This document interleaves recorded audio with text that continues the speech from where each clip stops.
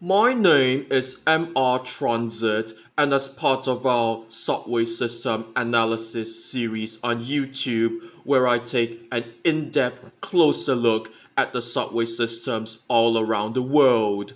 Now, as you guys may have known, I have massive beef with the NYC subway. Despite being 100 years old, it is grossly under-maintained. But when I compare it to Southeast Asia, the MRT systems in Southeast Asia are just way better, and I am always impressed with the quality of service that they have to offer. Now I am going to waste 1 minute of your life with my sponsorships and thanking my commenters, my loyal viewers who have suggested this video. And without further ado, let's get straight into it. The Singapore MRT network was first built in 1987 from Yio Chu Kang to Toa Payoh. And then MRTC expanded the North-South line and East-West line to where it is today. The Singapore MRT network is made up of 6 MRT lines and 3 LRT lines: the East-West line, the North-South line, the North-East line, the Circle line, the Downtown line, and the Thomson East Coast line. And for the LRT, we have the Bukit Panjang LRT, Sengkang LRT, and Punggol LRT. I am just simply frustrated with how much walking I have to do on the NYC subway system.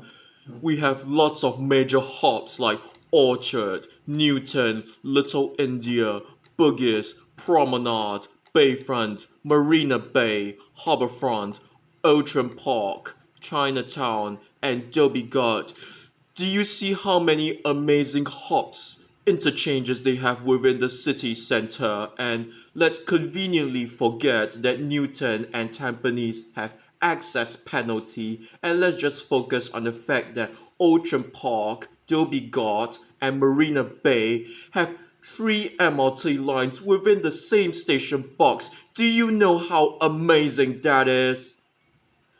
The purpose of the East-West line is to bring people from the western part, the residential estates of Singapore, all the way to the city centre, as well as those from the east of Singapore, and as well as linking them up to Changi Airport. And for the North-South line, obviously, it's from the northern part of Singapore. And for North-East line, it's from the northeastern part of Singapore. And I love that there is a lot of hub spoke coming from the Sengkang LRT and the Punggol LRT, feeding all this demand into the city centre.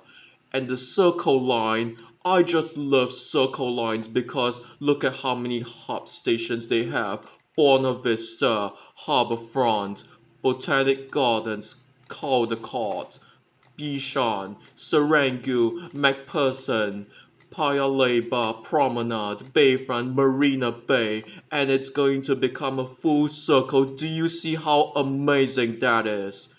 And for the downtown line, it feeds Bukit Panjang to the city centre, as well as the areas that are not adequately covered by the East-West line, and I think that's really amazing. And in a similar fashion, Thomson East Coast line fills in the gaps not covered by the North-South line. Do you see how, despite being a small country, they have managed to evolve their MRT system in such a short period of time? I just like how high density and concentrated the Singapore MRT is. And did you know that Japan is a role model when it comes to railways? Just look at how elaborate their system is. I don't care that Hachiko line runs at 30 to 45-minute frequencies during off-peak hours. It is still a robust system. I also don't care that this general area has really poor frequencies because it is still better than what we have in North America.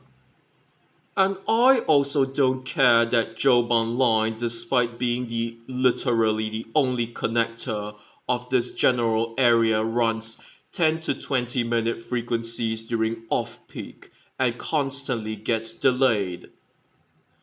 And finally, I don't care that Takasaki Line, Utsunomiya Line, and Shonan Shinjuku Line, as well as Ueno Tokyo Line and Tokaido Line gets delayed literally every single day. Did you also know that Shinkansen is much better than planes? Did you also know that Yamanote Line is the most important line in the entire world, not just within Tokyo metropolitan area? Did you know how many hops and interchange stations the Yamanote Line passes through?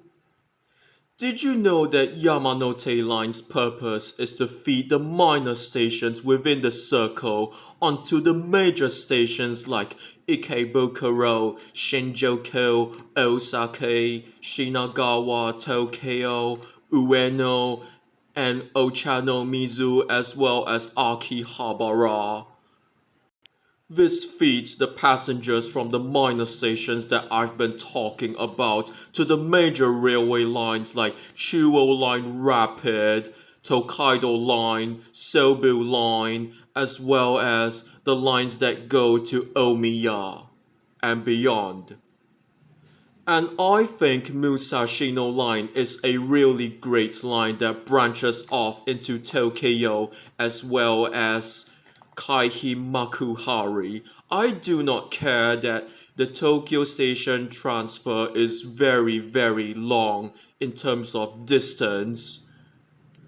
I don't care that Japan has absolutely no concept of automation.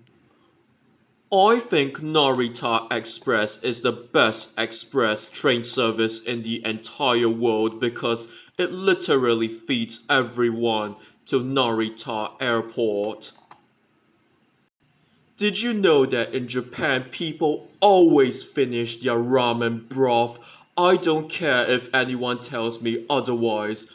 As someone who has been to Japan multiple times, I can vouch for the fact that I witnessed people all finishing their ramen broth, not a single drop left in the bowl. If you disagree, I think you are full of crap. But in all seriousness, more often than not, people actually don't finish their broth.